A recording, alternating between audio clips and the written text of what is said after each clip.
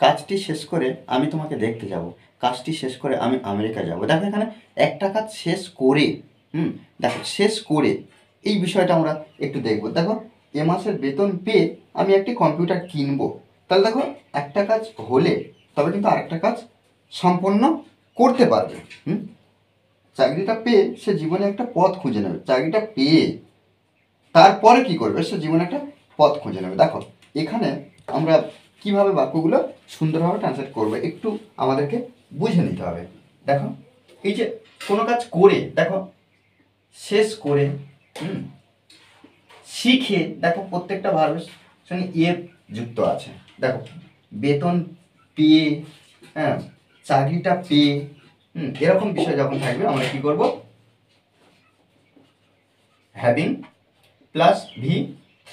এখানে V3 বলতে কি, past participle of the main verb. অর্থাৎ যেমন আমরা একটা ভার্ব যদি দেখি, প্লে, প্লেট, প্লেট, এই যে 3 নম্বর অংশটা, গো, ওয়েন্ট, গন, গো, ওয়েন্ট, গন, 3 নম্বর অংশটা, এটাকে বলা হচ্ছে V3। আমরা যেমন ভার্বের একটা লিস্ট দেখি, 3টে করে পার্ট থাকে, V3 পাস্ট পার্টিসিপল ফর্মটা।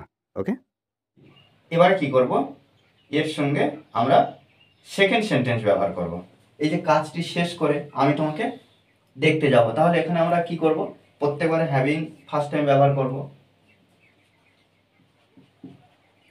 হ্যাভিং, তারপরে যে এই যে শেষ করে, শেষ করা, ফিনিশ, ফিনিশ মানে শেষ করা। আর যেহেতু এখানে V3 ব্যবহার করব, তাই এখানে আমরা লিখতে পারি ফিনিশড।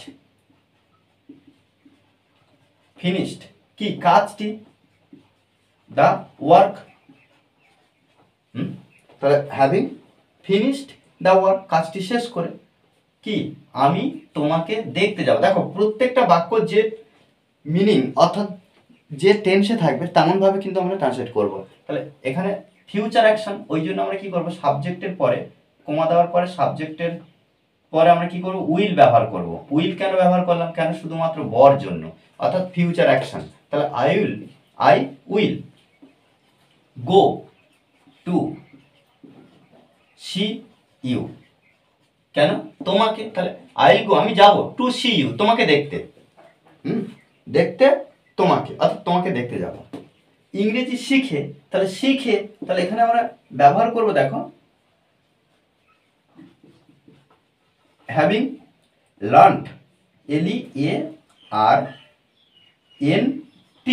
লার্নড,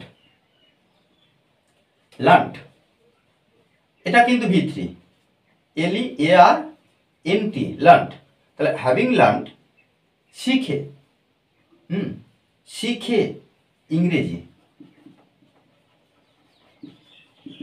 ইংলিশ, তাহলে ইংরেজি শিখে কি হবে, আমি আমেরিকা যাব। তাহলে একইভাবে ফিউচার অ্যাকশন, আই উইল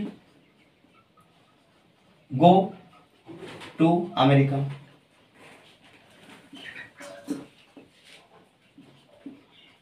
ওকে,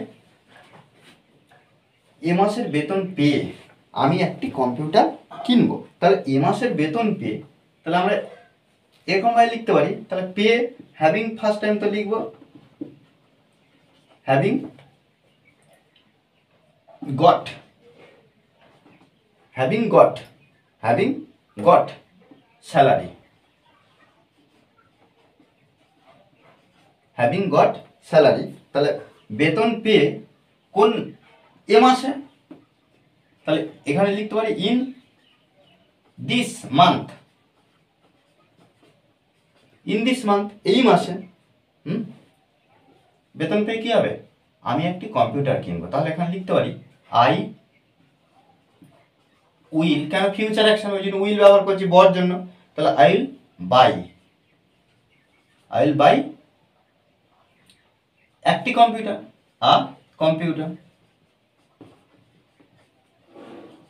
ওকে, চাকরিটা পেয়ে সে জীবনে একটা পথ খুঁজে নেবে।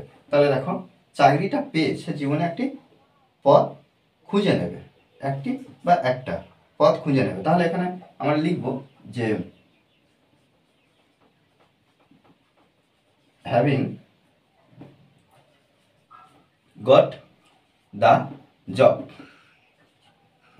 তাহলে হ্যাভিং গট দ্য জব, চাকরিটা পেয়ে সে, এখানে আমরা হি ব্যবহার করতে হবে অথবা সি ব্যবহার করতে পারি, হি অর সি, কি খুঁজে নেবে, ফাউন্ড খুঁজে নেবে। কি খুঁজে নেবে? জীবনে একটা পথ। তাহলে এখানে লিখতে পারি আ ওয়ে ইন লাইফ। ওকে, দেখো এইভাবে কিন্তু প্রত্যেকটা বাক্য সুন্দরভাবে ট্রান্সলেট করবো। কাজটি শেষ করে আমি কলেজে গিয়েছিলাম, তাহলে এই বাক্যটা অবশ্যই আমাকে কমেন্ট বক্সে জানাবে।